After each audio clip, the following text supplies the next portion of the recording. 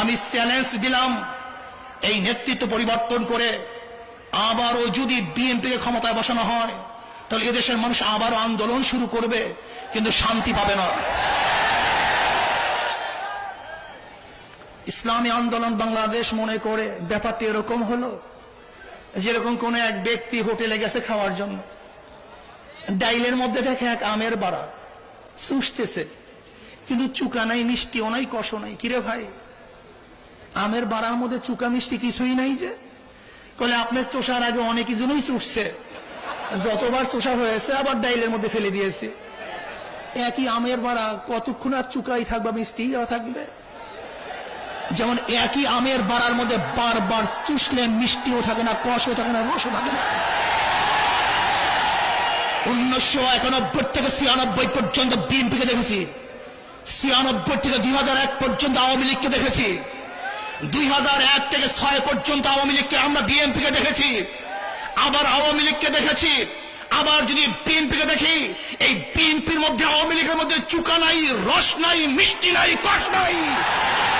এদেরকে ক্ষমতায় বসানো মানুষ শান্তি পাবে না, বরং এদেরকে পরিবর্তন করে ইসলামকে ক্ষমতায় বসাতে হবে। কত সত্য না মিথ্যা? দেখবেন সবাই ধোঁকাবাজ, প্রত্যেকের পুটিকের মধ্যে ধোঁকা আছে, প্রত্যেকের পুটিক গরিবের সাথে সম্পৃক্ত, নাঙ্গল কাদের সাথে সম্পৃক্ত? গরিবের সাথে সম্পৃক্ত। কিন্তু যারা নাঙ্গল মাত্রা নিয়ে নির্বাচন করে, হয়তো কোনোদিন একদিনও সে নাঙ্গল ধরেও নাই।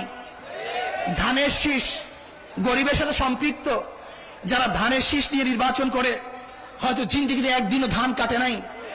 নৌকা গরিবের সাথে সম্পৃক্ত, যারা মার্কা নৌকা নিয়ে নির্বাচন করে, হয়তো কোনোদিনই নৌকায় চড়েও নাই, বায়ও নাই। কাস্তে নাস্তিক এবং কমিউনিস্টের যে সমস্ত প্রতীকগুলি আছে, গরুর গাড়ি মাকড়া, হাতুড়ি মাকড়া, কুড়াল মাকড়া, এগুলি সব গরিব দেশে সম্পৃক্ত। তারা হয়তো বা কোনোদিন হাতুড়ি দিয়ে একদিন ইট ভাঙ্গে নাই, অর্থাৎ তাদের কথার সাথে মার্কার সাথে কোনো মিল নাই। কি কথা ঠিক না? মার্কা নিছে গরিবের, পেটে লাথি মারে গরিবের। কিন্তু ইসলামী আন্দোলন বাংলাদেশের এমন এক মার্কা, যার মার্কার সাথে কথার সাথে কাজের সাথে মিল আছে কি নাই? সবার সাথে সম্পৃক্ত, বড়কের সাথে সম্পৃক্ত, গরিবের সাথে সম্পৃক্ত, আপামার জনসাধারণের সাথে এই পাখা মার্কার সাথে সম্পৃক্ত আছে। কাজে আসুন আমরা শান্তির প্রতীক পাখা মার্কায় আগামী নির্বাচন করব, এককভাবে নির্বাচন করব। দল পরিবর্তনের মাধ্যমে, দেশ পরিবর্তনের মাধ্যমে, কোন নেতা পরিবর্তনের মাধ্যমে শান্তি আসতে পারে না। যতক্ষণ পর্যন্ত ইসলাম এবং মানবতা দরদি কোন নেতার পরিবর্তন না আসবে, ততদিন পর্যন্ত দেশে শান্তি আসতে পারে না। আসুন